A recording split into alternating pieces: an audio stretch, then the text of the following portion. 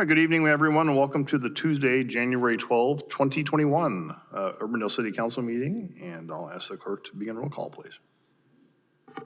Blake?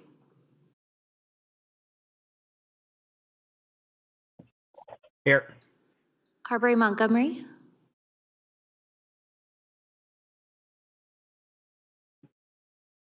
Here.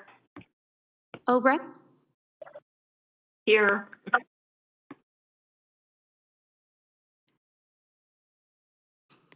Obrecht?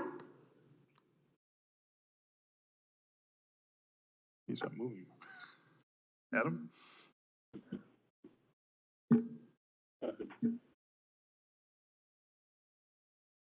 Hoagie? Here. Russell?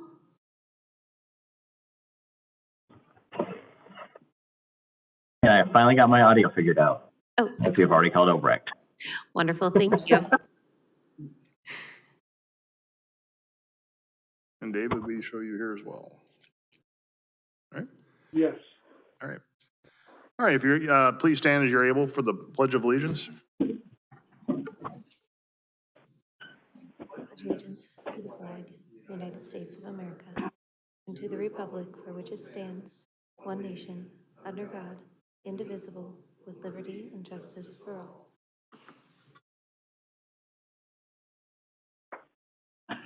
Urbandale is a national leader in character counts, endeavoring at all times to promote and model the principles of trustworthiness, respect, responsibility, fairness, caring, and citizenship.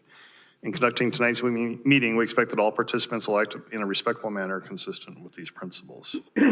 Item 2 is approve the agenda. I'll ask for a motion and a second. A motion by Obrecht. Second by Pogge. Discussion, please vote.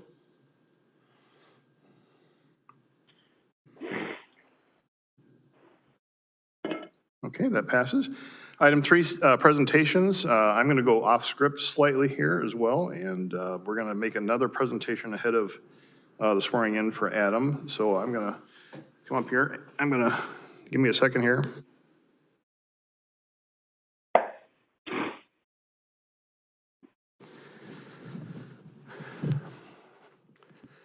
Okay. Can you hear me okay? Okay. Dave, you want to come up here? I'm going to ask, are we okay on the screen too? I'm going to ask Dave McKay, our city engineer, to come up today. Today is not Dave's last work day with us, but certainly our last city council meeting. And so even though we can't get together, normally we'd have a large open house and thank Dave out properly, but in this age, we can't do that, but we're going to do the next best thing. So Dave, we do want to recognize your years of service. You started January 18, 1983, and as of Friday, you will have completed 28 years of service with the city of Urbandale. And as I was saying to you ahead of time, I started on the P&Z in 1995, and I'm thinking back, there are only 2 employees that are still here, and you're one of them that were here when I first started in my city adventures. And so I can only, in thinking back through that time, I can think all of the things that have occurred. We've had tremendous, phenomenal growth over that period of time. We've had such planning. We finally got Urban Loop pretty well done. And so we couldn't leave until we pretty much got that functional, but we finally got the Urban Loop functional. But I'm just thinking back, through all that time, you have literally left your imprint on this community with everything you have done. So you've done so much for us, you've planned, and I know it's been a lot of headaches, a lot of late nights, and a lot of long meetings, but we truly thank you for your service to our community. You have really led us and guided us, and when you walk out that door on Friday, you're going to leave with a lot of institutional knowledge for the city. But I know you still are going to be here, and I know you have a love for Urbandale, and we still know where to find you. So these are always bittersweet, and I'm breaking up a little bit, but I just have to say, I've really enjoyed working with you over the years, and thank you so much for your service to our community. Me also, thank you very much. If I say No, go ahead. Here, I'm gonna, why don't we just turn this over to you so people on the meeting can hear you.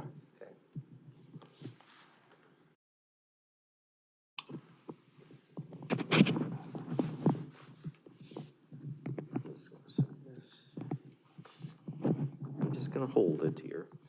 I knew this might be emotional for me, so I wrote out a few things. And I just wanted to say to the mayor and city council that thank you very much for giving me the opportunity to work for the city of Urbandale for 28 years. Urbandale has been a great place to live, raise our family, and work. And we've always felt that we've been part of the community, and I think we can all safely say that Urbandale's a great community. And so just wanted to say thank you for that. Over the years, 28 years, we've always had a great mayor and city council.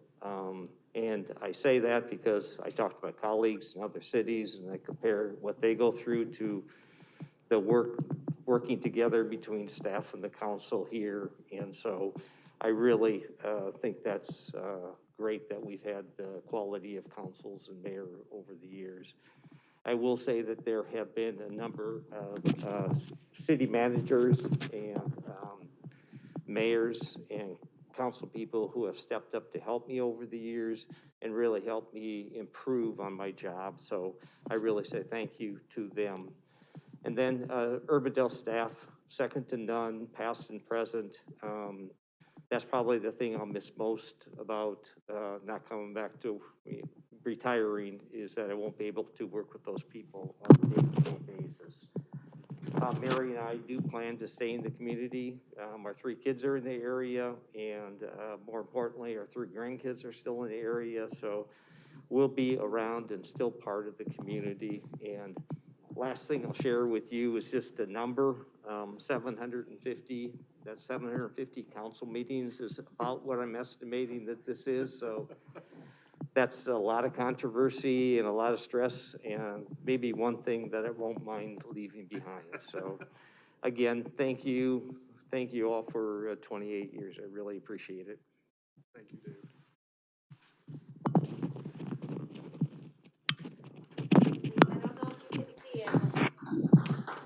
Everybody's clapping online. And I know there's nothing that we can do to properly honor you, Dave, but we do have a small token of our appreciation that you can remember us by. And of course, we always do this, and you're gonna have to use this. You don't look like you need to use this, but you do get a membership to the Urbandale Health Facility. But also, we know you and Mary recently purchased another little place in the Ozarks, and we hope you can hang this set of wind chimes here and listen to those wind chimes and think back on your years in Urbandale, and hopefully think fondly. As you said, there may be some tough times, but hopefully you have a lot of fond memories as well.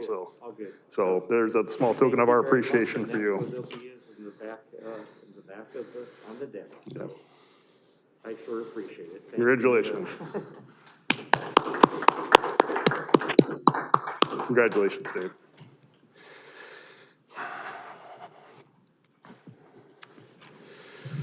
All right, Adam, I'm going to ask you to come up. I'm going to administer the oath of office to Adam Kaduce for the temporary city council seat that he's going to fill.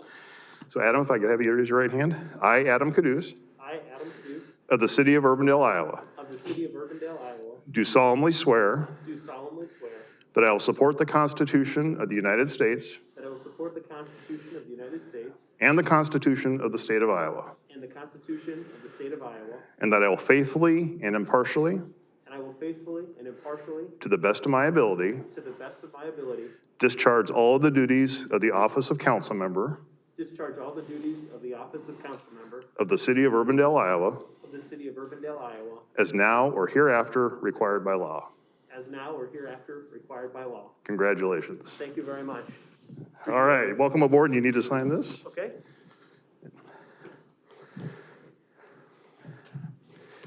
And Adam will officially take his position on January 21 when Councilmember Blake goes on active duty. We'll have him sign. Okay.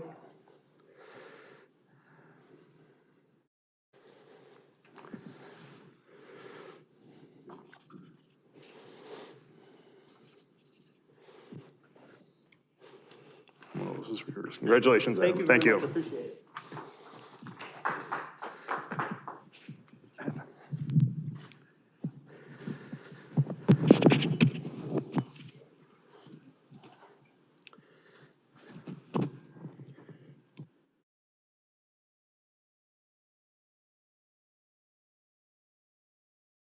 All right, I'm back at the chair, and we are now on to item 3.2, and that is to read the proclamation for Martin Luther King Jr. Day, which would be on Monday, January 18.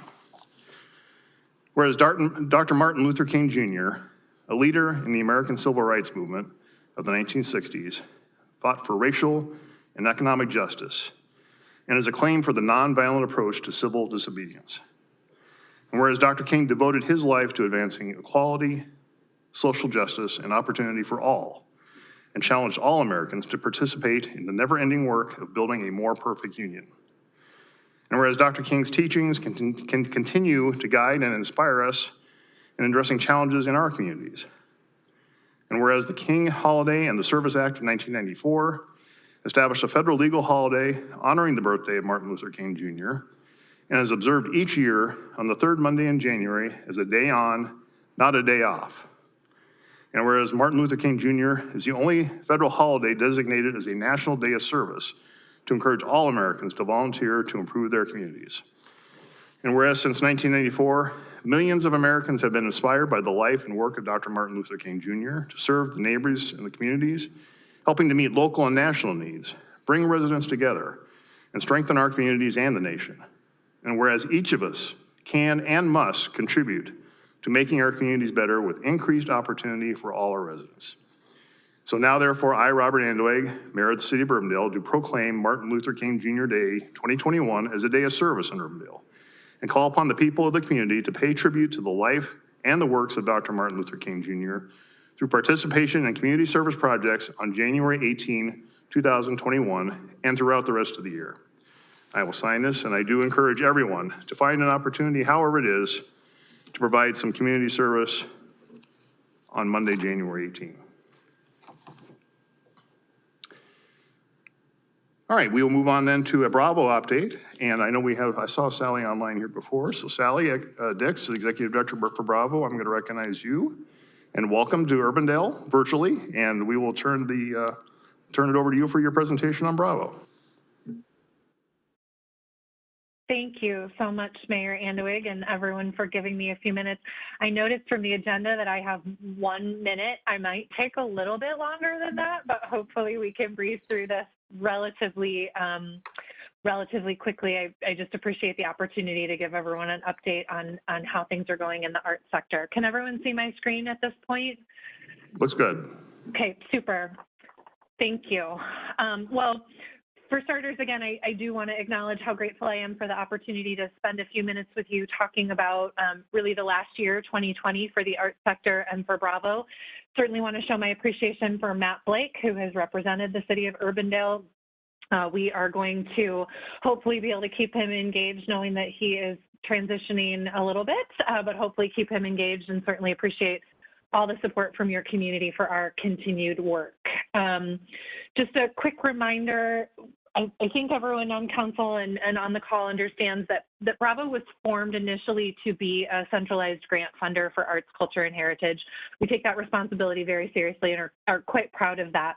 But our vision is actually much broader. We believe that arts and culture are tied to achieving every regional priority, and we are striving to not only focus on strategic investments through our grant making, but also focusing on leadership beyond grant making to ensure that we have the broadest impact with the investments that you're making in us and that we get to make in the sector. Of course, we think that's critically important and hope you do too, because the investments that we're making are driving a sector that have a hugely important economic impact. Our data are a little bit old at this point, but $185 million annually just from the nonprofit sector. That's not including the creative professionals that are not working in the nonprofit sector or the for-profit network. So this is a hugely important sector for our region. And I'm sorry to say that this sector has been hit very hard by the COVID-19 pandemic. The slide you're seeing now is data from the first 3 months of the pandemic, February, March, and April. You're looking at employment numbers, and this is not a competition we would want to win, but unfortunately no sector was hit harder than leisure and hospitality, of which the museum and the cultural venues and experiences are a part of this. So you can see how dramatically they were hit. I wish that I could say that those numbers have bounced back. I suspect they've come back some, but unfortunately, we're still really challenged in the cultural sector because of the pandemic and its impact. You can see here some of the financial implications. The $38.7 million is just the impact to Iowa cultural organizations, not dialed in specifically to Greater Des Moines, but 97% of cultural organizations in the state had to cancel events. 63% had to modify their operating status. My bet is that's bigger now at this point, meaning having to go virtual or perhaps close down altogether. And 3.5 million people in our state did not get to participate in arts and cultural experiences this year. The chart on the right is showing that 57% of the organizations that responded to this Americans for the Arts survey reported that it was extremely severe. The impact of COVID-19 has been extremely severe on their organization. The number that you're not seeing up here is that 8% of cultural organizations actually reported that they did not think they were going to make it through the pandemic. If you think about the organizations that Bravo supports, we're funding about 70 cultural organizations right now. So 8% is 5, 6 of those organizations. That begs the question, which ones do we think we can afford to lose? Which ones do we think are not important or that we shouldn't support moving through? While I do think it's a dire picture and it's important that you understand the severity, I also have to give huge credit to the cultural organizations in our region for their resiliency and their creativity. The capacity these organizations and these individuals showed in order to continue delivering on their mission truly inspires me every day. I could do an hour on just that and sharing some of the successes and the wins. We're really, really proud of the cultural organizations we support and how they were able to pivot. One of the ways that Bravo has pivoted and hopefully been able to help cultural organizations is by developing this campaign, this presentation that you're seeing. Let's Hear It for the Arts is what we're doing. We are trying to make sure that there is a rallying cry for our community to understand that arts and culture have to take center stage if we want to emerge from this pandemic and come out stronger. We created 5 calls to action, if you will, advocacy messaging. The hope is that people will recognize that arts and culture are tied to everything we want to achieve as a community. Every way we want to come back stronger, arts and culture are a part of that.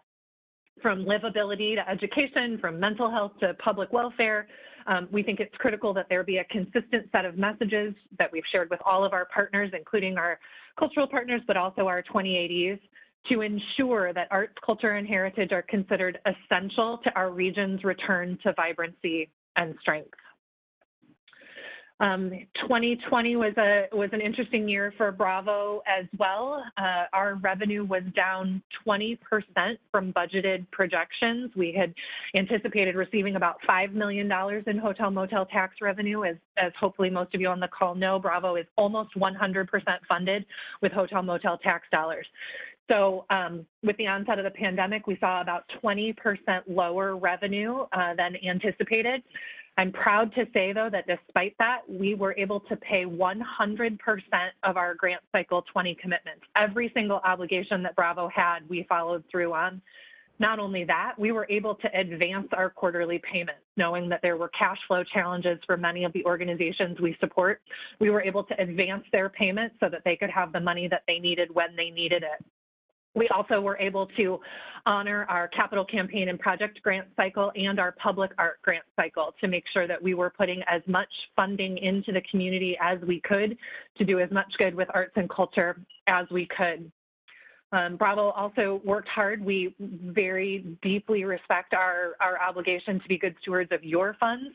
We wanted to make sure that we were backstopping that wherever we could, so we did secure a PPP loan. And that has since been fully forgiven. We expended those funds and have now been fully forgiven that loan. We also, as a staff, 100% of our staff took partial furloughs, and we did execute a reduction in force. So Bravo is now a staff of just 2, making sure that we are maintaining enough human resource capacity to do the work, but also recognizing that tough choices have to be made. And in order to put more dollars out into the community, that was a decision that our board supported. Looking ahead at 2021, we have updated our community investment programs to be more responsive to the needs of the sector, made some changes that I am happy to go into if anyone has any questions. The biggest change, though, that we know is going to impact our organizations is that we've had to shift our application rounds. This year, we will be granting not on projections, which is how we normally do it, but we will be granting only after actual dollars have been received. That's the only way we can make sure we don't ever have to take money back. We can make a grant commitment that we know we can follow through on. So we know that timing is going to affect our cultural organizations. We've been transparent about that and work closely with them to hope that they help them absorb that. And then the other decision that we've had to make with our FY21 hotel motel budget, you can see that we've budgeted half of what we had budgeted for FY20. It's a little more than half of what we actually received, but half of what we had budgeted for FY20. That means we will not be able to put additional dollars into our capital projects grant, and we will not be able to run our public art grant this year. We just don't have the capacity. We don't have the funds. Those are both hugely important and valuable programs, and we look forward to reintroducing them once revenues are back online. But those are some of the decisions that our board has had to make over the last year or so. So that's my presentation, and I'm happy to take any questions if there are any for me. Again, I just want to thank you for your continued investment in Bravo and in the work that we do on behalf of the cultural sector. We are so grateful for this regional partnership. It has made us stronger through this difficult time, and I appreciate everyone's time tonight. Great. Thank you, Sally. Any questions from the council for Sally?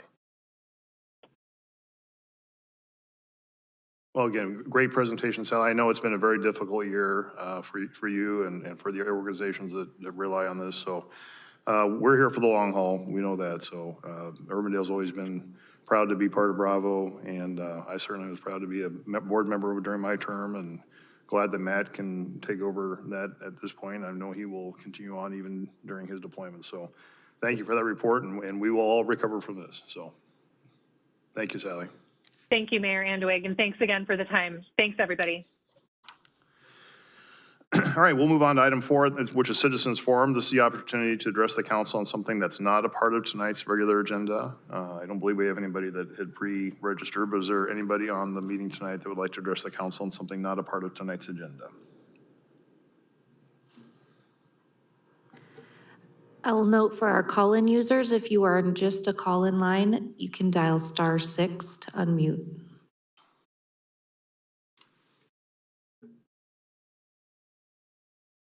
Okay. Nicole?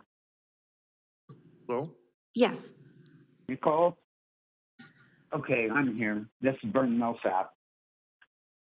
Okay, Vern, can you give your address just for the record, please? Right after you do, I will if you do. Mr. Millsap, we Okay. have standards of My participation. name,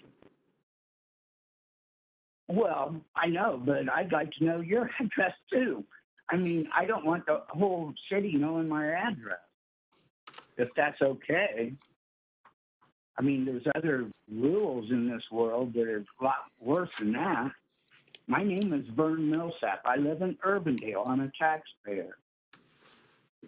And I wanted to know, I mean, not really know, but I want to first say, Matt, be careful and good luck. I want to say thank you to our firefighters. Thank you to the police. I've read the minutes of some of the last meetings, and I see where we're doing this training, that training for the police and stuff, and it's like they need to be able to work without their hands tied.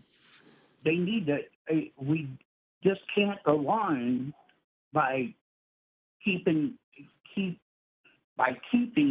our hands tied, the police officers' hands tied. I mean, they need to be able to do their job freely and without worrying about whether they're doing absolutely everything correct. I don't know that any of us could do their job, maybe Matt, but anybody else, I don't know that we could. you drive around, I drive around, I see all these windows of these cars so tinted that as an officer, I'd be scared to death to walk up on them. But I see we're just doing this and that to appease everybody else, but yet they're the ones that put their lives in jeopardy every day. Same way with the firefighters. So just whatever you guys can do to not do that to our police officers would, I bet, they would appreciate. Instead of every time they turn around, there's some other little class or something like that they need to participate in instead of protecting us and our property. And that's all I got to say. Thank you. All right, thank you. Is there anyone else who'd like to address the council tonight on something not a part of tonight's agenda?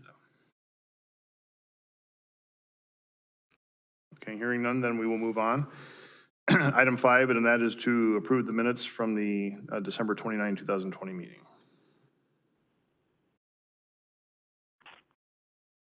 Ask for a motion in a second. A motion by Blake, second by Obrecht. Okay, discussion, please vote.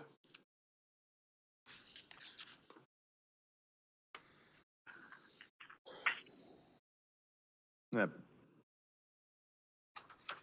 passes. Call, please. Do you intend that to be a yes, Bridget?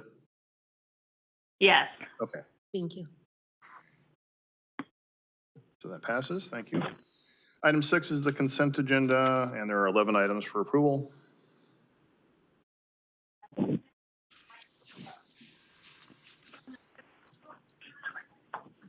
A motion by Obrecht, second by Carberry Montgomery. Okay, discussion, please vote.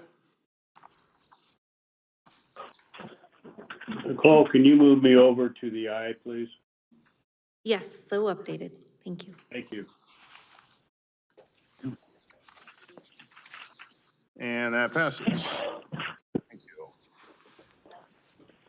All right, we will move on to public hearings, item 7. First is item 7.1, public hearing to consider the 2021 to 26 capital improvements program. The public notice for this was published in the January 1, 2021 Des Moines Register, and ask if there are any objections to that notice is published. There were none. I'll ask for a motion and a second to open the public hearing.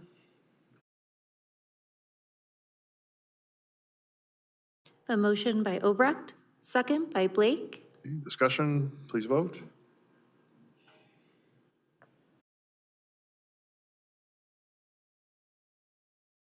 Okay, that passes. And open the discussion is our city manager, AJ Johnson. AJ? Thank you, Mr. Mayor. Members of City Council, good evening.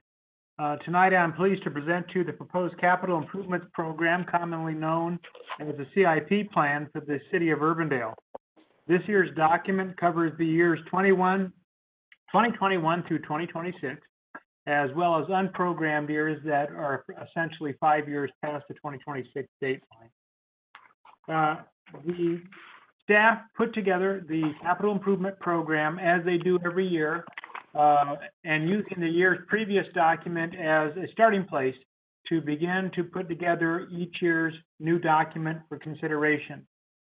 The mayor has asked 9 individuals, including 2 council members, to annually serve on this citizen-based committee to review the document, ask questions of staff concerning projects, to conduct their own public hearing, and to ultimately present that document to the city council for their consideration and approval. The first CIP committee meeting was held November 16th, and it concluded, their last meeting was on December 3rd, which concluded the public hearing for the document. The city council the city council conducted a review of that document prior to this public hearing on Tuesday, December 29th. The public hearing is scheduled for tonight for public comment, not only from council members, but from members of the community who may have questions concerning the document or specific project. In general, the CIP covers 12 different categories of improvements that are planned by the city over the next 5 years and in our out years, they are identified that at some point need to be addressed by the council. The first 5 years of our program represents $112 million worth of planned expenditures, and the remaining 5 years represent $73.6 million. As by all accounts, this is a very aggressive but manageable program. The program that we're presenting for tonight and the project that will be funded through tonight's adoption of the CIP program, represent $1.64 of the debt service levy, which appears on your annual tax levy for our residents. That levy will be finalized at the City Council budget sessions that will come up and finalized in the upcoming months in accordance with state statute for the finalization of the overall tax levy for our residents. As I mentioned, the first 5 years are programmed that each year that a particular project is accomplished, then our process has allowed for the year behind that for those programs to move up. As been mentioned numerous times, this is a planning document. This document represents the projects that have been identified and confirmed by not only the committee but the council as having value that to be undertaken within our community. Sometimes those projects are put on hold for reasons for financial, for construction related, but for the most part, our process of identifying and carrying through those projects stays on course.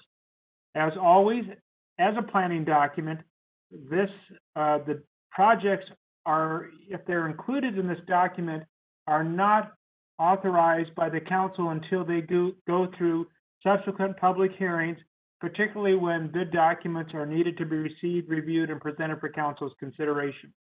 What that means is that even though they're in the document, there are still procedures and policies that must be adhered to before the project can move forward. As I mentioned, we cover 12 different categories, ranging from public art, buildings, street lights, street repairs, sidewalks, etc. The only category in which the committee, as well as the council, does not have any direct control over are those projects that are identified by the Urbandale Water Utility. As we've mentioned previously, the city staff works with staff from the water utility to coordinate those projects as well to ensure that there is minimal disruption when we both engage in projects that affect the community. At the 29th council meeting, there was a variety of discussion by council members concerning the projects, some of which were not identified clearly as projects, but items to be included in the recognition of this document. The first is that we will continue to monitor and, where appropriate, implement projects and programs associated with the Central Iowa Trails project. That project, or that program, has just been finalized by that volunteer board, and I'll be presenting that to council in the near future. There are physical improvements that the city council can consider as part of that.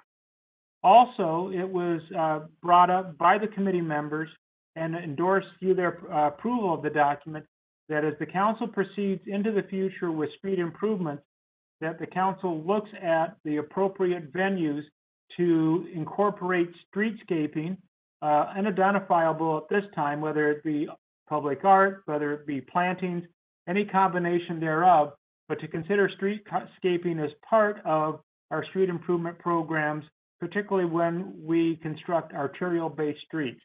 So I wanted to make note of those two items that were to be included in the documentation for tonight.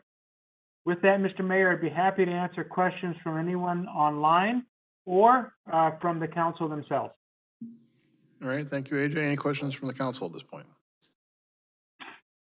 Hi, this is Bridget. AJ, I'd just like to clarify just one of the last comments that you made. Certainly. To me, streetscape is a little more than what we were actually talking about in the committee. As the person who brought up this issue, I think our intent was more, I don't know if greenscaping is a word, but more plantings in the right-of-way and the medians. on those arterial streets and elsewhere as we make improvements in the community. I would agree. I tend to use streetscaping as more of a catch-all phrase, so I would concur with your comments that it was more directed at more of the green component of development of streets. So yes, I would agree. I apologize for that verbiage. Again, I have a tendency to use that as a catch-all, but you are correct. Thank you for that clarification. All right, any other comments from the council at this point? All right, this is a public hearing. I'm going to open this up for comment. Does anyone from the public wish to address the council on this item? Yes, I'm here. Okay, if you please identify yourself for the record. Yeah, Eric Buttonbaugh. Okay, and Eric, your address for the record, please. Yeah, 4910 68th Street. Okay. Go ahead. And I just wanted to share, I just wanted to share a few remarks as it relates to the CIP that we were made aware of. We were on a prior discussion a month or so ago, so apologize if some of this is redundant, but I think it's important to ensure that the voices are heard of the residents. So we were made aware that there's a CIP plan for a dog park in the city of Urbandale, specifically within the Northview Estates development, overtaking the existing North Plant site that the city currently uses for some of their maintenance vehicles, debris dumping, compost, etc.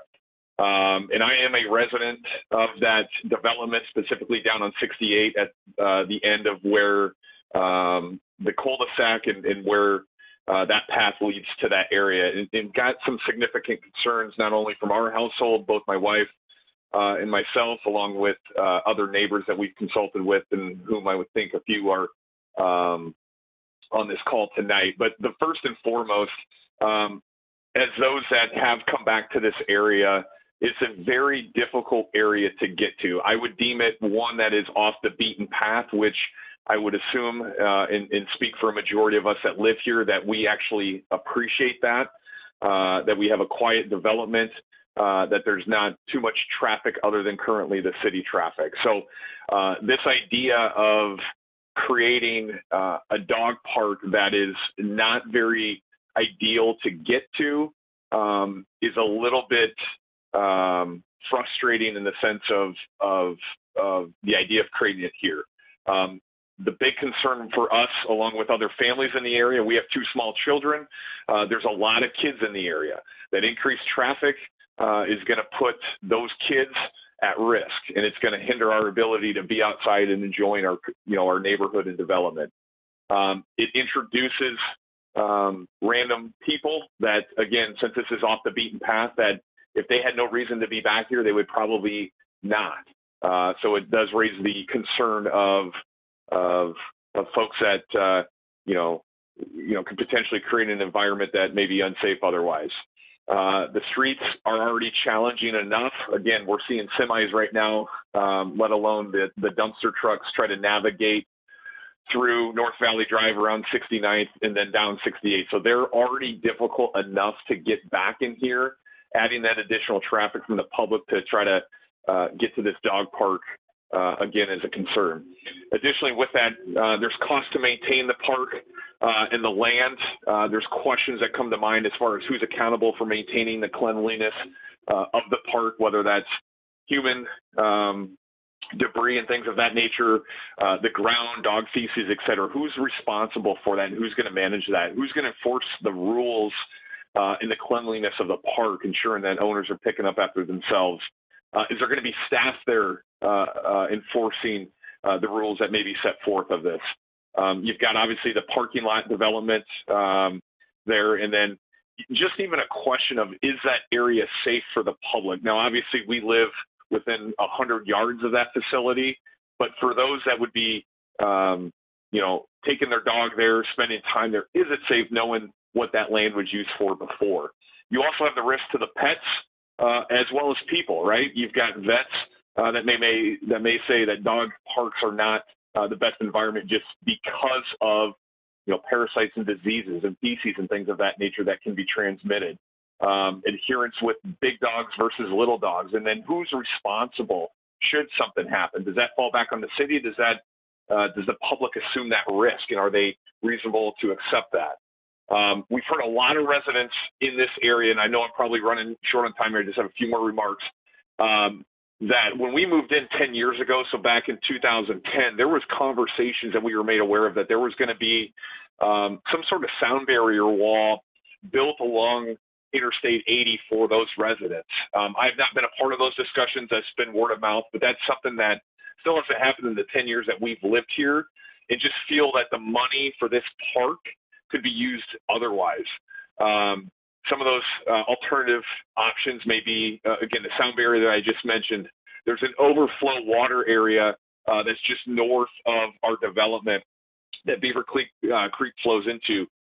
We could certainly use assistance, and I believe several neighbors within the area have called on this to try to help combat the mosquito problem during the warmer months, or even dredging the pond for better water retention for the residents.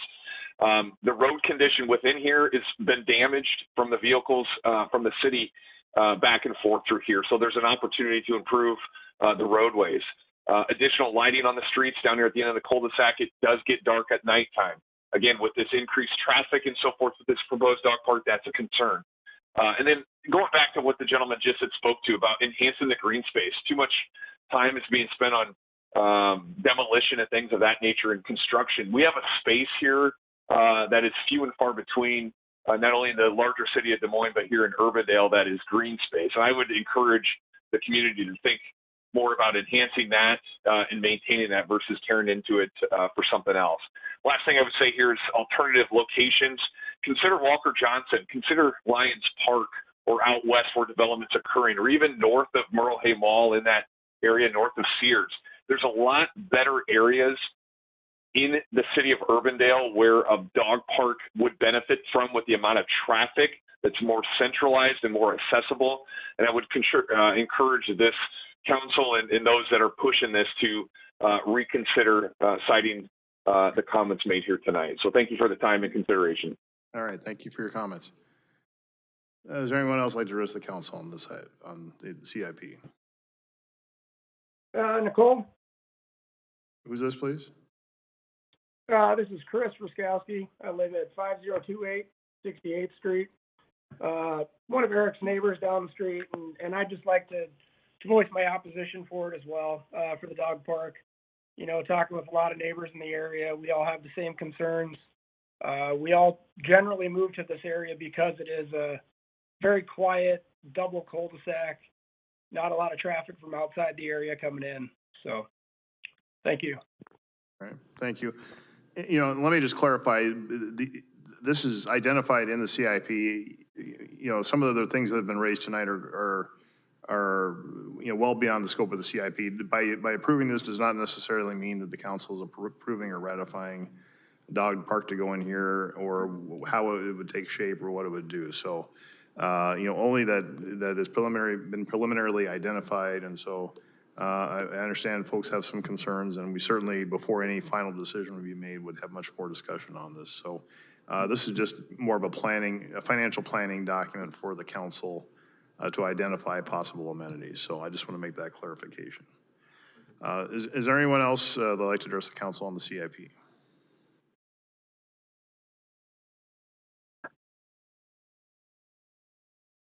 Okay, hearing none, then I'll ask for a motion in a second to close the public hearing.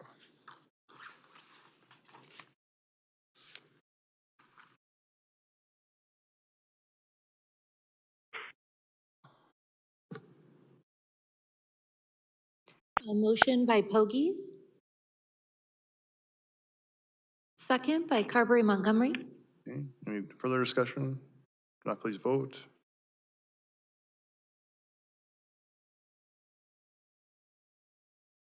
Okay, that passes. I'd ask for a motion in a second on the CIP.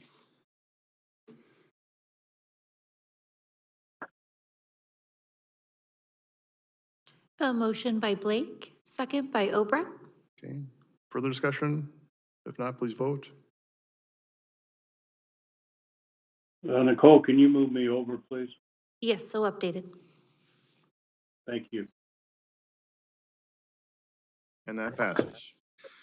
All right, thank you. I want to thank Adam and Bridget for spending the time on the CIP from the council standpoint, as well as the rest of the CIP committee, and certainly AJ and all the staff that put significant time into doing this. Again, this is a significant planning document for the city and for the council to move forward. So a lot of time is spent ahead of the meetings, and then certainly in the meetings to vet these priorities and give us kind of a planning document moving forward. So thank you everyone for the time spent on this.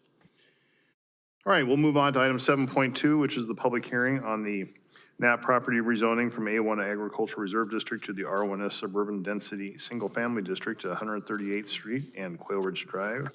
The public notice for this was also published in the January 1, 2021 Des Moines Register, and ask are there any objections to that notice as published?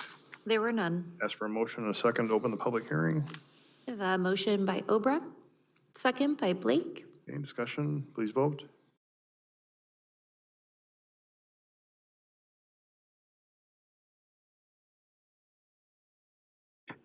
Okay, thank you, that passes. And introducing us is our Community Development Director, Steve Franklin. Steve. Thank you, Mr. Mayor. Good evening, members of council. This is a request to rezone about 6.5 acres of a larger overall, about 34-acre parcel. And I'm going to see if I can share my screen with you here and show you where this is.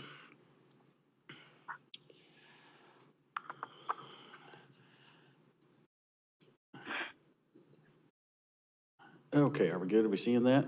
All right. So this is located, this is part of the, well, it's immediately adjacent to the Timberline Village development that is located at Aurora and 142nd. The overall property, the NAP property, like I said, is about 34 acres, and what's being proposed is to rezone about 6.5 acres of it here at the western edge of the property, adjacent to Timberline Village. You can see that Quail Ridge Drive kind of dead ends in this location. And so this would be a request to rezone this area such that Quail Ridge Drive could be extended to a short cul-de-sac and some additional lots placed in that particular area. The rezoning would be to an R1S classification with a condition that the minimum lot width be 75 feet, which is identical to the development that was done to the west several years ago. This does, of course, conform to the comprehensive plan to be single-family residential.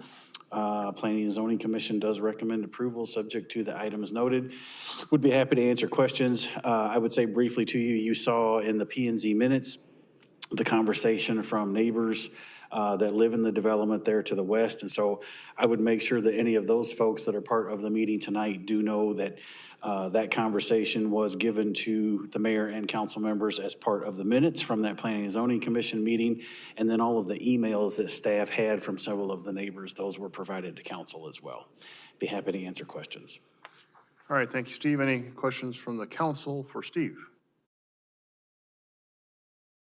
Also here, I'm looking at the map. I thought there was 8 lots, but I see numbered lots going as high as 20, 21. Which 6 lots are you talking, or was it 8 lots? You know, actually what this is just the rezoning for the property. And so these are all of the existing lots that you see numbered here to the right. The area that would be rezoned, this is the outside shape of the area that would be rezoned. Should you approve this rezoning, we do have one Planning and Zoning Commission item tonight that would be the actual plat, and I can show you what those lots look like. Okay. Thank you. Okay, thanks, Dave. Any other questions from the council for Steve? All right, this is a public hearing on this item. Is there anyone from the public that would like to address the council on this item? If so, please recognize yourself. I'll note we do have several call-in users. If you are on just a phone line, you can dial *6, and that will unmute you in the program if you'd like to speak.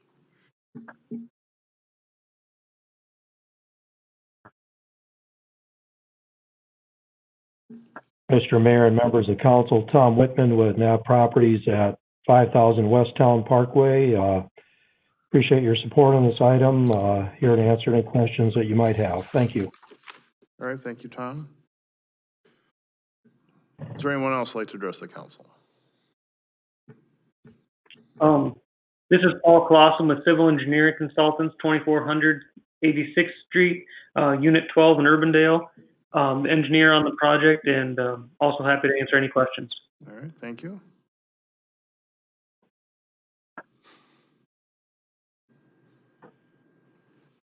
Any other comments or from the public? Not, I'll ask for a motion and a second to close the public hearing.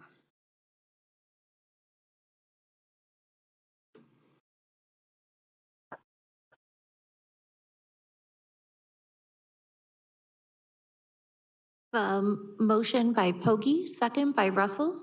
Okay, discussion, please vote.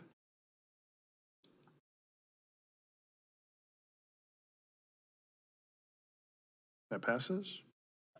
Then I'll ask for a motion and a second on the first reading of the ordinance.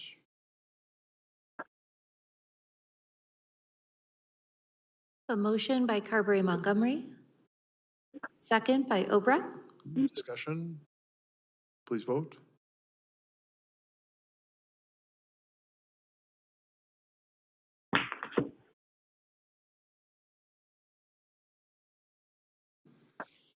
And that passes. Thank you. Item 7.3 is a public hearing to consider the Etchen property Meredith Point Business Park amendment to the planned unit development master plan at 4701 Northwest Urbandale Drive. The public notice for this was also published in the January 1, 2021 Des Moines Register, and asked the clerk are there any objections to that notice. There were none.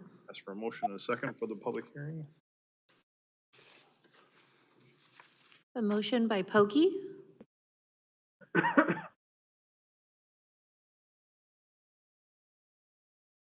Second by Carberry Montgomery. Discussion, please vote.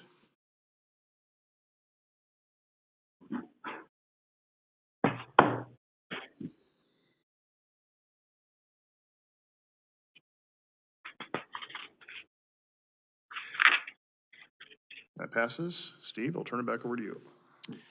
Thank you. This is a request to amend the Etchen PUD, and I'll try to share a screen here in just a second. This is the northeast corner of Meredith Drive and Northwest Urbandale Drive, and the development that Signature is doing in that location. And let me go to this.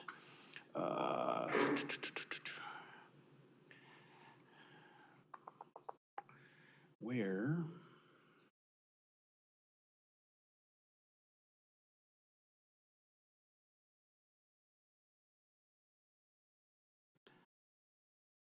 Going to try one more time to see if I can find the drawing that I want to share with you.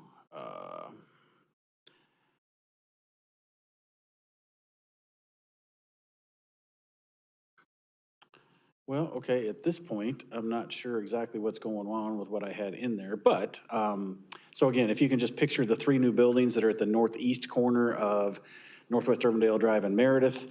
There's the L-shaped building there at the corner with the curve, and this is for only the back building, the rear building that you can't see very well, back behind the street, which is lot 3 of the property.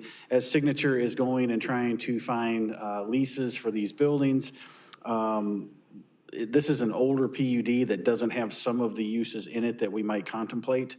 And so this is specifically to allow a category that's called local passenger transportation, not elsewhere classified, to be, there we go, excellent, okay. Nicole found it for me and got it on the screen. So again, Meredith Drive, Northwest Urbandale Drive for specifically lot 3, which is this back building back behind. And so again, the name of the category is local passenger transportation, not elsewhere classified. And so they actually have 2 tenants now. So we'd be putting 2 businesses in Urbandale. One is a company that specializes in limousine service. And so they just need a place to store their vehicles inside when they're not being used. And so that would be one of the tenants. All of the vehicles would be stored inside. There would be no storage outside, and there would not be any service or maintenance to the vehicles at this location. And then there's another tenant that they're talking to that has some small type passenger vans that provides service to the elderly who can't get out and about on their own. They go and pick them up, take them to medical appointments and things like that. So it's just adding this use as a permitted use so that we can get those two businesses within Urbandale. Planning and Zoning Commission does recommend approval. Would be happy to answer questions. All right, thank you, Steve. Any questions from the council for Steve on this?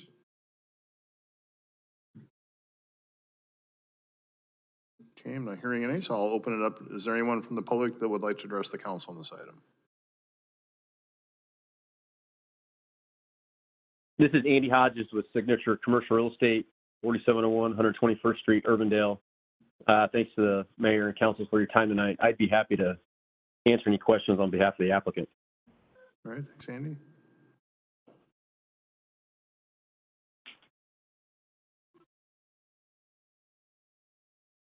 Any other comments from the public on this item? All right, if not, I'll ask for a motion and a second to close the public hearing.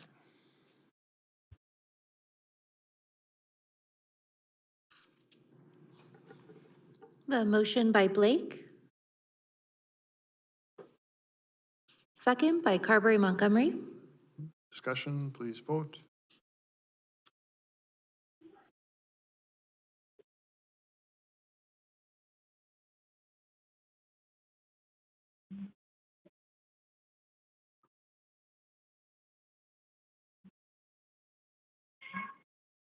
That passes. And then ask for a motion and a second on the item.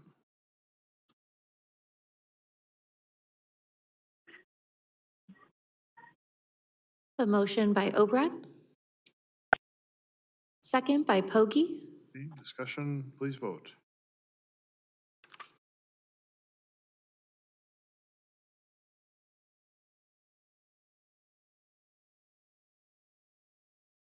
That passes. All right, thank you. Item 7.4 is a public hearing to consider the Waterford Road paving project, 156th Street to 142nd Street. And again, this public notice was also published in the January 1, 2021 Des Moines Register. And ask for their objections to that notice is published. There were none. Ask for a motion and a second to open this public hearing.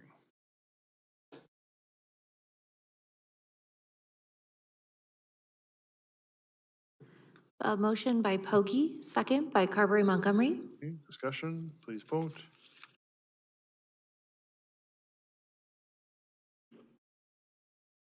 All right, thank you. That passes. And to introduce this item is our Assistant City Engineer, John Larson. John? If Nicole can give me permission to share here. It should be up for you now if you'll try. Excellent. Okay, so this is the public hearing for the preliminary assessment for Waterford Road paving project, 142nd Street to 156th Street. The project is approximately 4,884 feet in length. It will have a 65-foot wide cross section, which will consist of two 25-foot wide paving sections and a 15-foot wide median. We'll be using 8 1/4 inch reinforced concrete pavement. This is our first real complete streets project. So on the north side of the road, we'll have a 10-foot asphalt separated bike trail along with a 5-foot concrete sidewalk. Then on the south side, we'll have a 5-foot concrete sidewalk. Here just kind of shows the cross section. Again, here's our 65-foot wide paving section. On the north side or the left side of this view, you can see our separated bike trail. The asphalt will be closest to the street and the concrete sidewalk will be on the outside. And then we'll just have the 5-foot sidewalk on the south side of the road. This is our assessment plat. It shows you the individual parcels that are involved in the assessment. This is the west end of the project. And then here is the east end of the project. We're looking at a total assessment or the assessable cost of just under $1.8 million. The city's cost is approximately $4.6 million, and the total cost of the project is just under $6.4 million. Now it's just kind of an overview summary of the paving portion of the assessment. There are 146 properties being assessed. Of those, 105 properties have had their assessment prepaid at the time of their final plat. 35 properties. The developer provided a bond at the time of the final plat to cover the costs of their assessment. 4 properties have a petition and waiver that basically is saying they agree to the assessments. And then we have 2 properties that will have a new assessment. One property is currently, or has been rezoned for development to a PUD, and my understanding is in the process of being sold to a developer. Then we do have one property that is a new assessment that would qualify for our acreage reduction assessment or acreage assessment reduction agreement. Looking at the sidewalk portion, we have 51 properties being assessed. 45 of those we received cash at the time of the final plat. 4 properties have a petition and waiver, and then again, there's 2 properties that will have the new assessment. A little bit about our assessment or how we assess. On this project, we're assessing width of 31 feet, so it's 15.5 feet to each side of the road. We're using a preliminary estimated cost of $60 per square yard for the paving. Basically, for the larger acreages, we reduced the pavement thickness from 8 1/4 inches down to 7 inches, so that results in approximately $50.91 as being their paving cost. And then on the concrete sidewalks, they were only assessed for 2.5 feet of the 5 foot. And with this project, we do not have any deficiencies. And then at the time when we set the public hearing, the mayor assigned an assessment committee to evaluate the properties. Council members Russell and Obrecht were appointed to that committee, and we held the meeting with the property owners on January 5th of 2021. Basically, all the property owners that are receiving an assessment received a notice and were invited to that meeting, which gave them an opportunity to talk to the council members if they had any concerns with their assessment. The meeting was attended by 3 members of the public. After discussions and reviewing the assessments and the comments received, the committee is recommending no changes to the assessment. And I would note that prior to the meeting, we did receive an objection on behalf of John Weber, who is located at 14711 Waterford Road, and he is objecting to the special assessment. And I guess with that, I'd be glad to answer any questions. All right, thank you, John. Any questions from the council for John on this item? John, Dave Russell, just to clarify, I read a letter earlier today where there's a reference to being assessed for what I would call the asphalt bike trail. That's incorrect, isn't it? That you're correct. That is incorrect. They will not be assessed for any portion of the trail. It's only the 2.5 feet of the concrete sidewalk. Thank you. All right, thank you. Any other questions or comments from the council? Okay, then this is a public hearing as well, and I will recognize anybody from the public that would like to make any comment to the council. Please recognize yourself.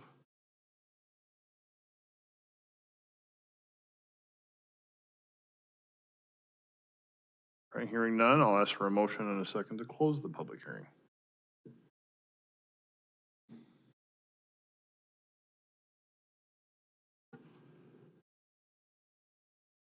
A motion. I'd like to speak.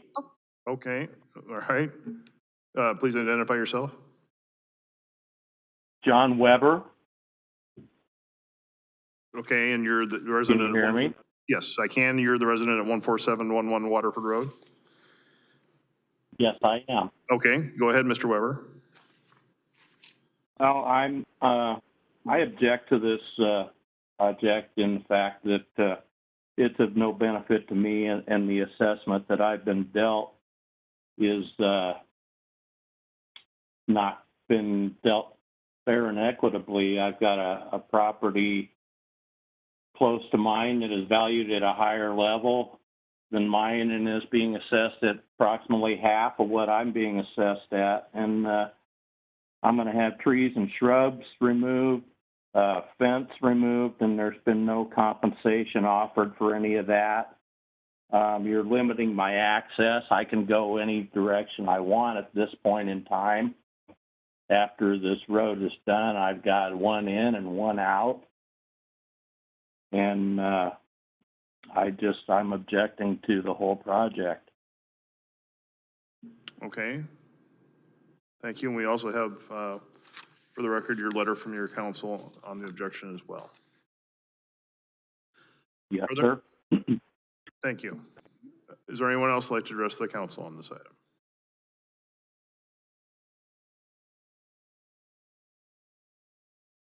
All right, then hearing none, I'll ask then for a motion and a second to close the public hearing. Okay. I have a motion by Poggi, second by Carberry Montgomery. Okay, discussion, please vote.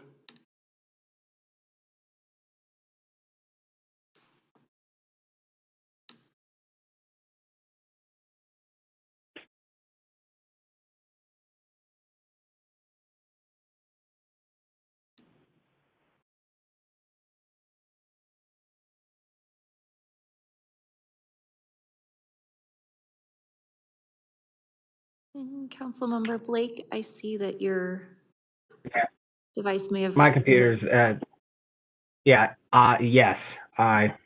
Councilmember, yes, Blake, aye. Okay. Thank you. Thanks, Matt. All right, then we have 3 items for consideration.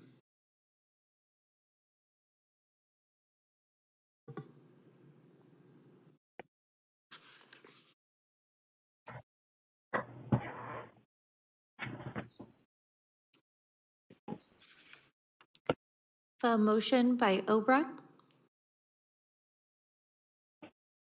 Second by Blake to approve resolution 001-2021. Okay, discussion, please vote.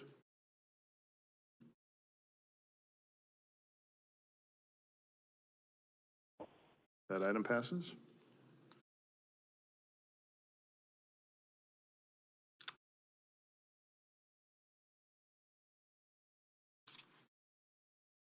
The motion by Blake.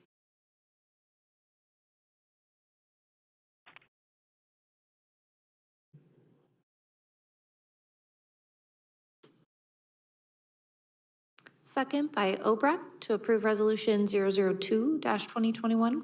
Okay, discussion, please vote.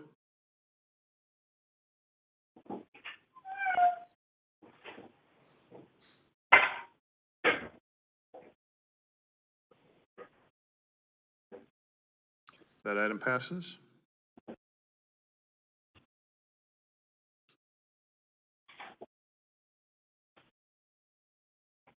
The motion by Obrecht. Second by Blake to approve resolution 03-2021. Discussion, please vote. Can you move me over, please? Still updated. Okay, and that passes. All right, thank you. That concludes our public hearings. We'll move on to item 8 to establish new public hearings. First is item 8.1 to establish a public hearing for the 2021 PCC Patch Program Phase 1. And John will answer any questions if there are.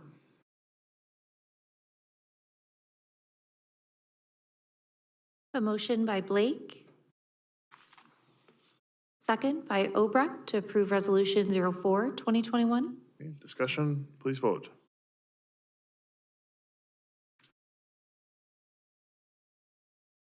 That passes.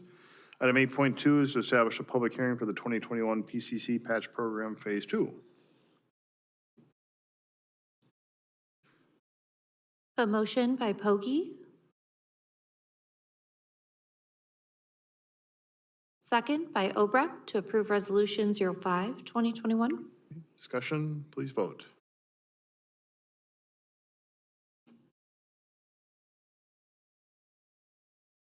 That passes.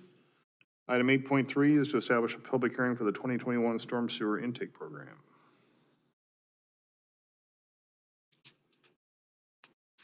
The motion by Obrecht. Second by Carberry Montgomery to approve resolution 06-2021. Okay, discussion, please vote.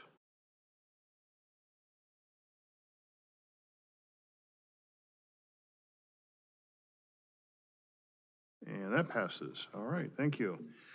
Moving on to item 9, planning and zoning items. Item 9.1, the Timberline Village Plat 2 preliminary plat at 138th Street and Quail Ridge Drive. And I'll turn it back over to Steve Franklin. Steve.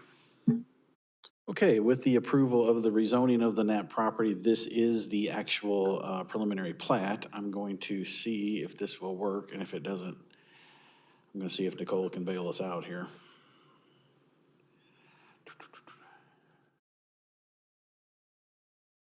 Yeah, I don't know where they went on this side, Nikki. If you can try to bring that over, I will stop sharing. So as she is trying to pull this up, what you will see is this is a short cul-de-sac that extends from where Quail Ridge Drive ends currently. And it shows 8 large single-family homes. You might recall that the rezoning was to R1S with a condition that it be 75-foot wide minimum lots. Here we go. Thank you very much. So those are the 8 lots right there. They all have a minimum width of about 100 feet, so they're significantly larger than what the minimum is required for the rezoning. And then the last thing I was going to mention is just in terms of parkland, there is parkland that's required for this. And in this particular case, between the outlot there at the end of the cul-de-sac and lot 4, what we will require is to build a trail along the edge of the outlot there by the sanitary sewer. Eventually, someday in the future, should this property ever develop, there is a plan to have a trail come up through the drainage way. That may very well be sometime, many years down the road. But with all of our past experience with these sidewalks and trail connections, we want to go ahead and get that built now. And so the cost of building that trail should come very close to satisfying the parkland requirements. So Planning and Zoning Commission does recommend approval subject to the items noted. Would be happy to answer questions. All right, thank you, Steve. Any questions for Steve from the council? I'll ask for a motion in a second.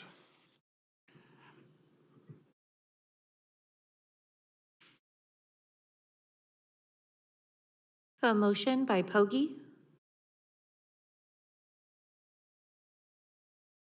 Second by Carberry Montgomery. Discussion, please vote.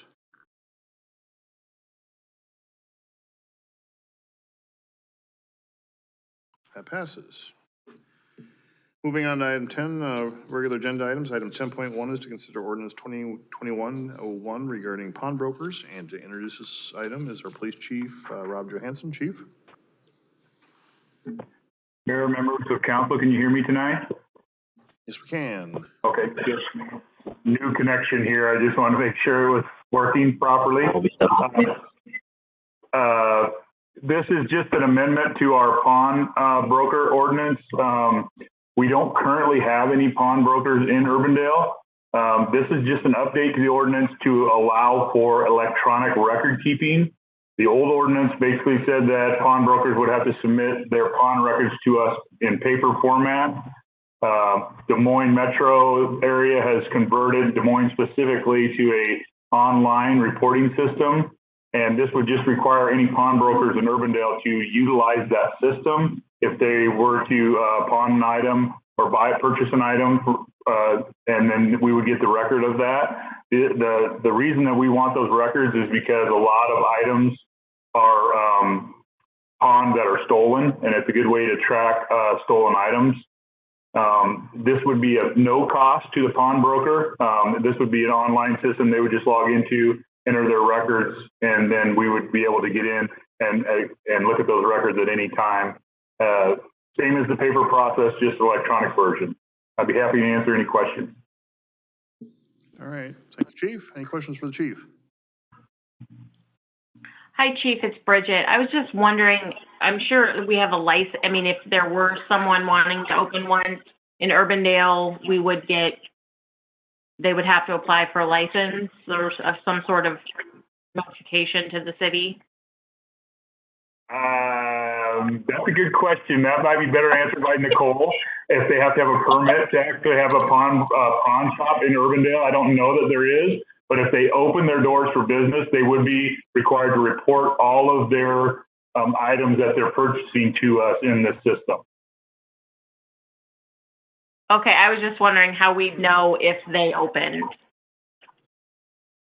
I don't have a good answer for that. Again, I'm not sure there is a permit required. Again, Nicole might be able to answer that better than I, but there's not a permit required in this ordinance that I remember when I revised it. Okay, thanks. Welcome. All right, any other questions or comments on the item from the council?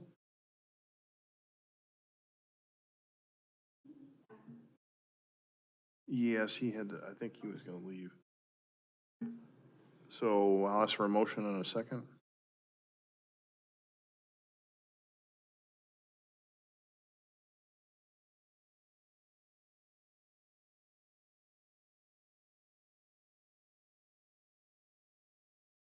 I have a motion by Blake, second by Russell. Discussion, please vote.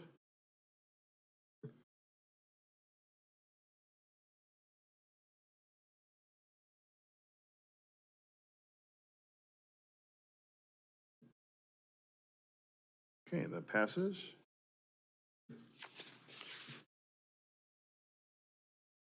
Item 10.2 is consider the funding application for the Surface Transportation Block Grant Program. John, I'll turn it back over to you.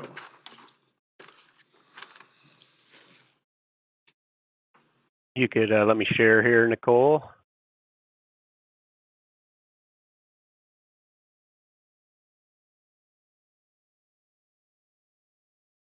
Just a moment, I picked the wrong John. It's coming your way.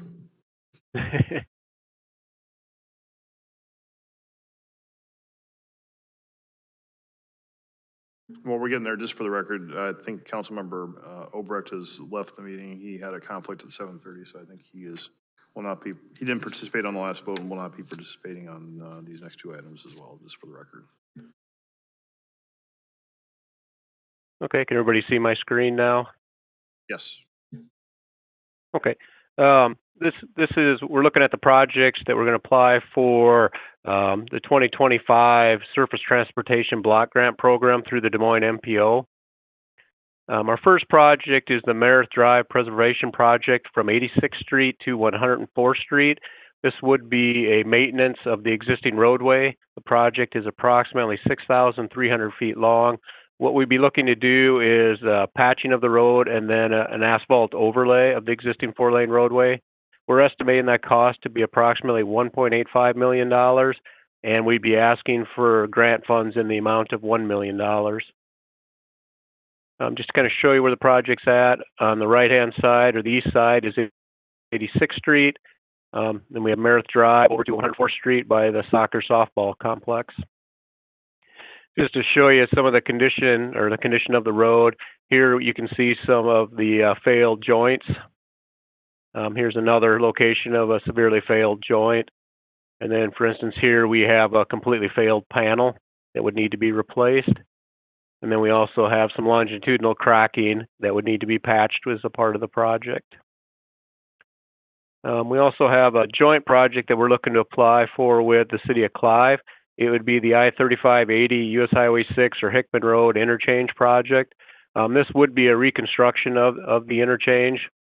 Basically, we'd be rebuilding it to be a diverging diamond.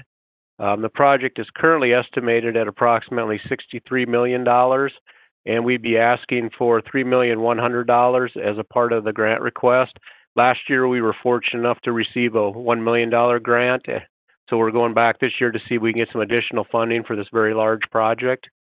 And then just to kind of show you the diverging diamond, which I think we've all seen this one before, the interstate is going from left to right here, and then Hickman Road is kind of east-west, but up and down on this figure. And this just shows how the interchange would fit into the area, and kind of how the movements of the diverging diamond would move. I guess with that, I'd be glad to answer any questions about the two funding applications. Very great, thank you. John, any questions? John, Go ahead, Bridget. it's Bridget. Yes. Is Clive also submitting applications, or is it based on the project? Actually, Clive is the lead, and Snyder and Associates has prepared the application, so it's a joint one with Clive as the lead. Oh. So yes, we'll both be on the application. Okay, so it's $3 million, or $3.5 million for both of us. Correct. Okay. Correct. Yep. Any funding we get would go into the project.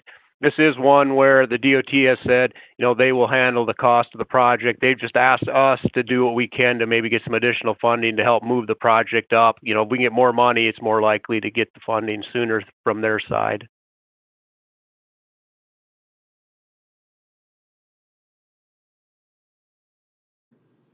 All right, any other questions from the council? All right, then we have 2 resolutions for approval.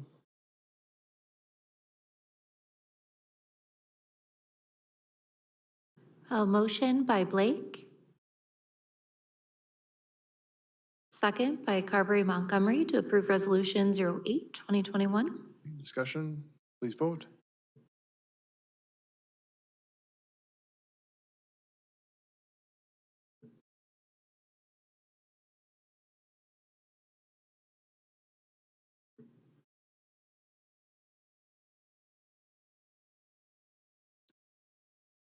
That item passes.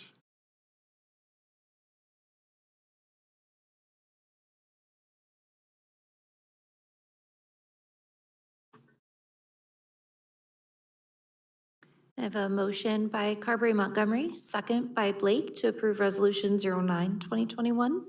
Discussion, please vote.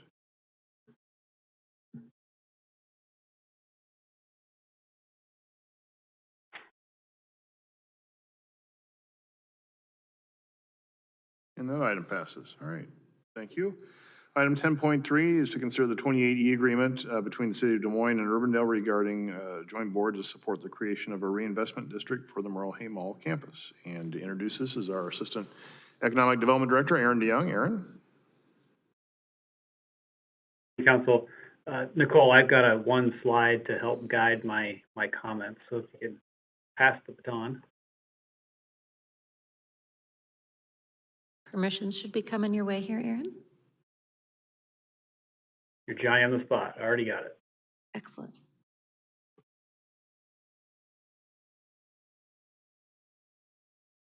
Okay, so before you, can you see my screen, Mayor? Yes. Okay, great.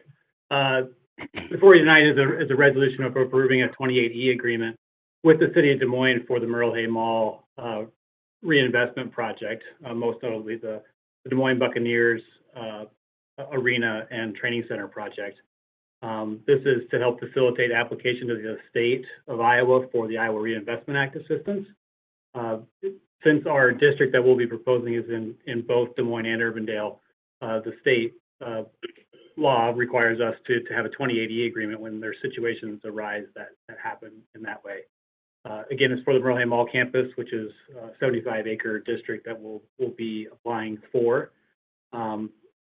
The responsibilities of this 28E are going to be very narrow in that it's mostly in administration should an award be received. It's basically to apply to the state of Iowa, because that would be the entity that's needed to approve any district plans and any amendments to those plans should there be necessary during the life of the district, and then take other necessary actions if there needs to be a tweak to a project that's in there to do that.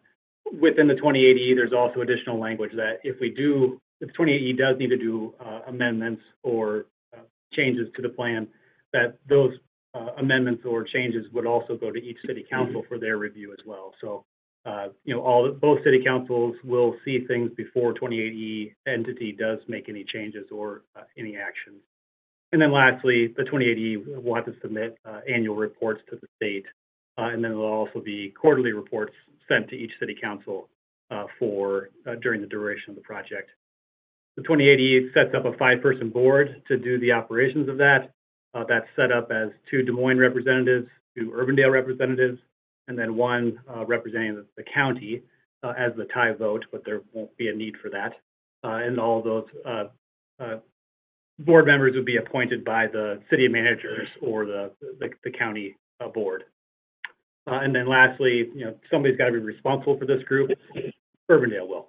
So that is the agreement for that. Happy to answer any questions that you may have regarding its creation.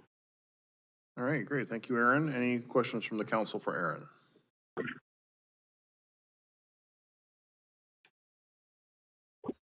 And then you mentioned it, and I think I understood. Just for clarification, any action to be taken by this board, any expenditures, contractual arrangements, those are going to be run through the respective city councils first for approval, correct?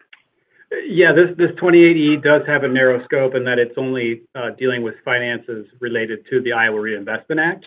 And within the agreement, it basically states that any awards that the 28E board receives will go directly to Urbandale. So any financial decisions related with those funds will ultimately reside with Urbandale to do that work.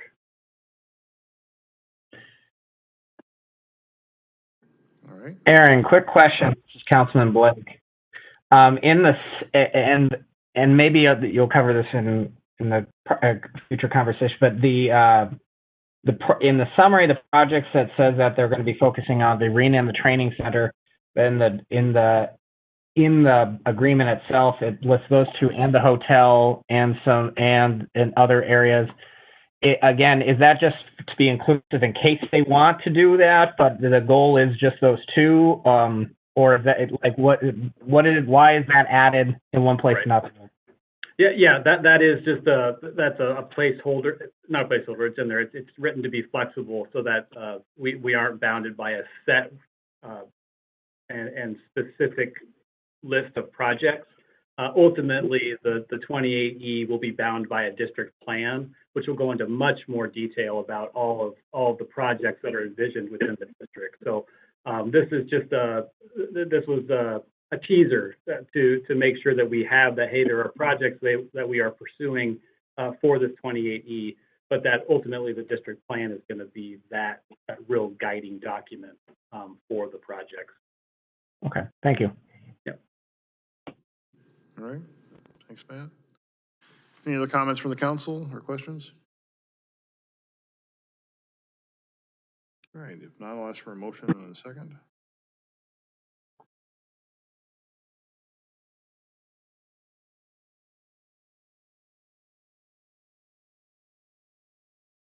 A motion by Blake, second by Carberry Montgomery to approve Resolution 11-2021.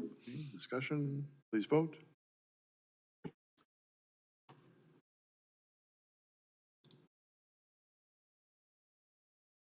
All right, that passes. Thanks, Aaron. Again, this is just one step in the many that we'll have on intergovernmental cooperation to get this very great project moving along and hopefully to fruition. So thanks everybody for that work on that. All right, we are at the end of our regular agenda. I'm going to have mayor and council items. Dave, I'll recognize you first. To the budget meetings and the exciting documents I'm sure Nikki's going to send us so we can do some late night reading and really digest it all. And waiting with some good questions for her. Okay. Thanks, Dave. I'm going to skip over Matt for the time being. I'm going to go to Ron next. Ron? Well, I don't share Dave's enthusiasm pouring over the budget, but I'm ready for it, so I will see you all soon on that. All right. That's all I have. All right. Thanks, Ron. Bridget? I've got a couple of things, and I wanted to thank Dave McKay for many years of service to our great community. You have helped shepherd our growth into the 21st century, and personally, I appreciate you always taking my calls and answering my emails, whether I was a citizen angry about Alice's Road or a council member angry about Alice's Road. I wish you many blessings for a very happy and fulfilling retirement. And secondly, I will get emotional here. I'd like to express my sincere gratitude to Councilmember Captain Matt Blake for his ongoing service to our country and his upcoming deployment. You will be missed. I will do my very best to carry on your vision for Urbandale forward in your stead. God bless and Godspeed. Thank you, Bridget. You stole my thunder too, but that's perfect words, so, but thank you for those. I did want to give Matt the opportunity to speak last for council items. This is Matt's last meeting before his deployment to the Middle East, and as Bridget so aptly said, Godspeed. And Matt, thank you for your service to our city. Thank you for your service to our country, and we are with you in spirit, and we will hold you in our arms protectively here for as well as we can while you're in deployment. And we wish you a speedy trip back once your deployment is completed. So come back to us safely. And in the meantime, hopefully you can join us from time to time as your schedule permits on whatever you can do. And I'm going to give you the opportunity to address the council and address the public one last time before your deployment.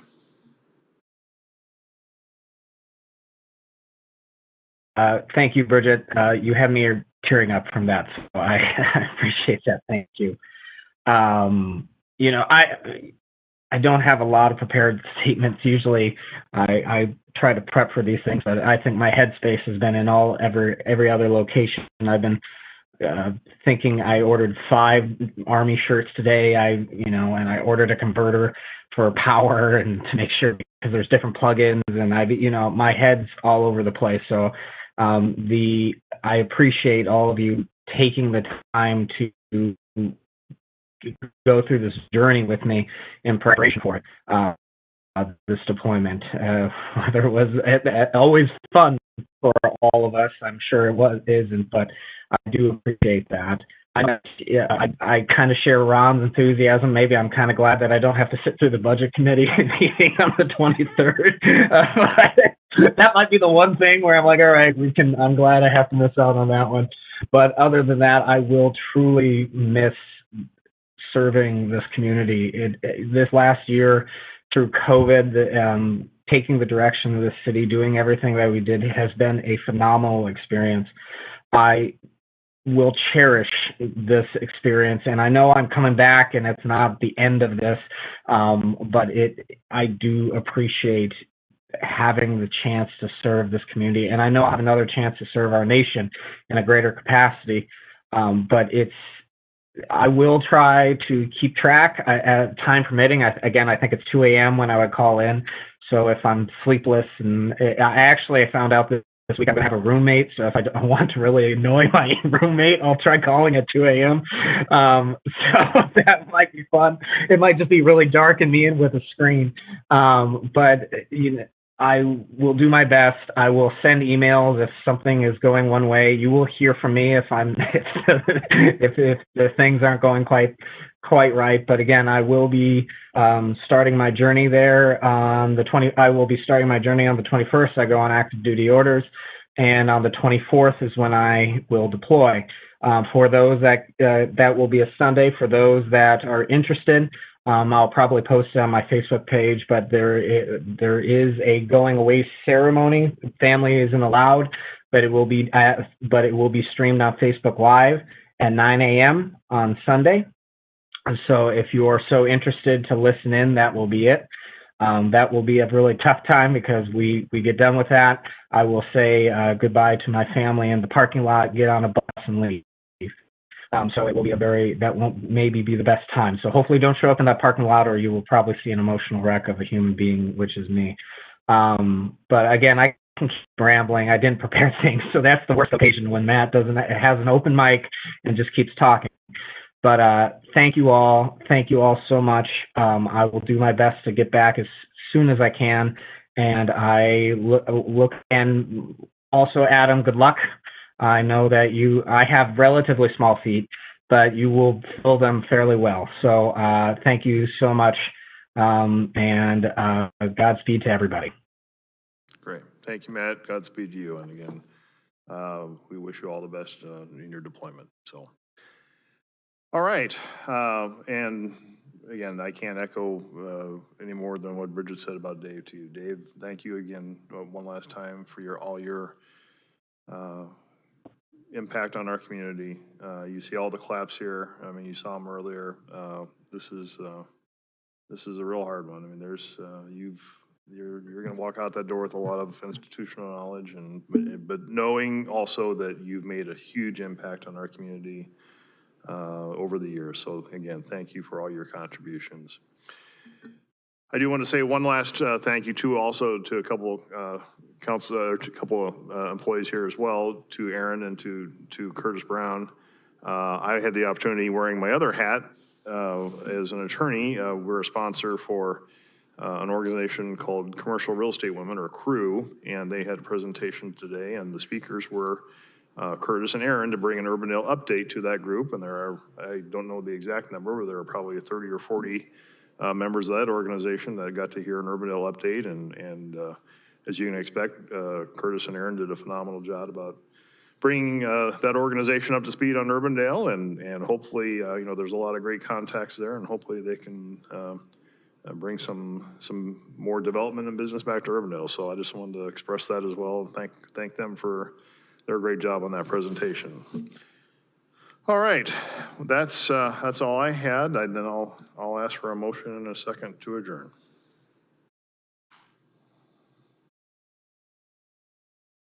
So moved by Ray Montgomery. Okay, motion by Bridget. Is there a second? Second by Blake. All right, all in favor, say aye. Aye. Aye. Aye.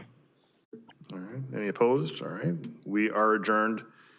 Thank you, everyone. And Matt, I'm sure we'll be talking some more. So, but thanks for your last meeting, and Dave, thanks for your last official meeting. So with that, have a good evening, everyone.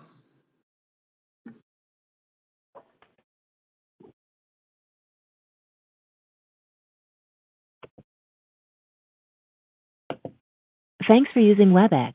Visit our website at www.webex.com.